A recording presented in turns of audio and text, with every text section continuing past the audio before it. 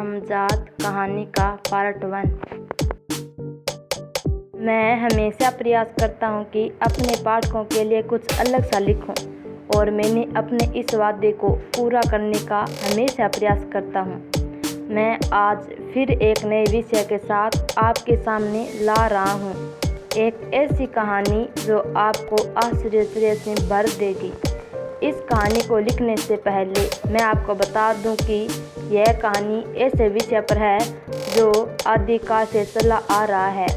मनुष्य देवताओं, आत्माओं, शैतानों और जानवरों की पूजा करता रहता है। इन सब के पीछे उसका अपना एक ही मकसद होता है, अपनी कामनाओं की पूर्ति।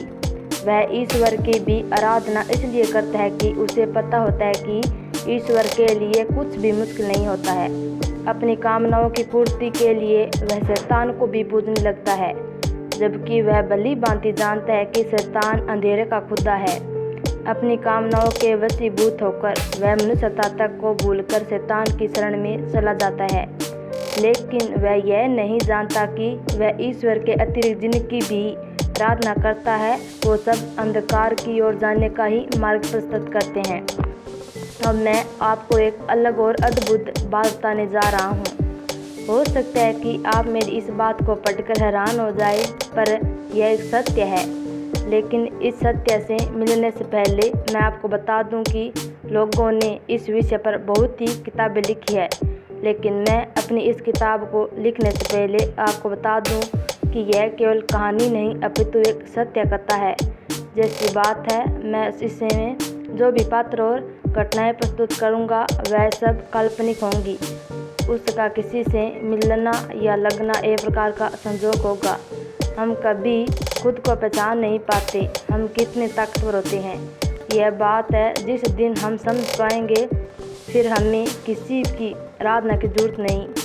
हम उस ईश्वर के अंश है, यह बात सबको पता है, पर यह सब आदमी कभी नहीं समझ पाता।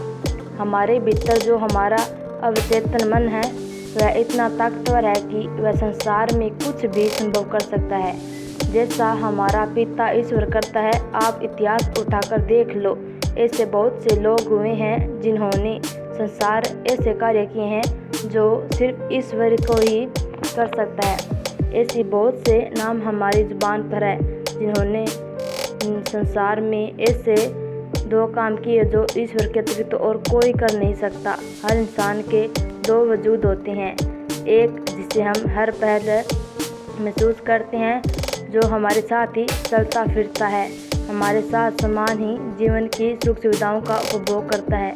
लेकिन दूसरा वो जो हमारे साथ जन्म लेता रहता है, पर हमारे मरने पर भी उसका अंत नहीं होता। पर शक्ति सामर्थ्य में वो हमसे कहीं बहुत ज़्यादा होता है, असंभव को भी संभव कर सकता है। जो मनुष्य के शरीर से जो भी जुड़ा हुआ है वो अपने आप में ताकत से भरा हुआ है, पर हम जब अपने उस अंग का, उस भाग का प्रयोग सही तरीके से नहीं कर पाते तो ऐसी हालत में वो शक्तिहीन होकर मृतप्राय ही हो जाता है। उसकी समुचित क्षमता का प्रयोग न करें पाने से हमारी ताकत को ही कम करते चले जाते हैं। जैसे हमारी परछाई अपने आप में शक्तिशाली होती है और ये हमारा ही वजूद होता है, चाहे प्रकाश हो या न हो, इसका अस्तित्व खत्म नहीं होता है। हाँ, ये अलग बात है कि ये तब आँखें से ओझल ही होता रहता है। हमारे इस वजूद को हम हमजाद कहते हैं। मेरी कहानी इस विषय पर आधारित है। मैं अपनी कहानी लिखने जा रहा हूँ। मैं चाहता हूँ कि आप मेरी इस कहानी पर अपनी समीक्षा अवश्य दें।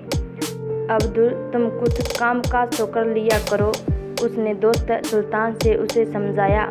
तू समझता नहीं सुल्तान, मैंने कितना प्रयास किया पर कहीं कोई मुझे नौकरी देकर राजी नहीं। ये भी नहीं कि मैं पढ़ा लिखा नहीं, मैंने केमिस्ट्री में MS की कर रखी है। जितने भी लोग जानकर है सबसे बात करके देख लिया, पर कोई सहायता करके राजी नहीं। अब तुम ही बताओ मुझे कि मैं क्या करूं? अब्दुल ने सुल्तान से पूछा। मैं हकीकत है मैं काफ़ी थक चुका हूँ, अब मुझसे बर्दाश्त नहीं हो सकता यूं ही खाली बैठना। अब्दुल की आंखें भर आई। कहते सुल्तान को महसूस हो गया कि अब्दुल गलत नहीं है, हमारी सलाहकारी व्यवस्था ही खराब है।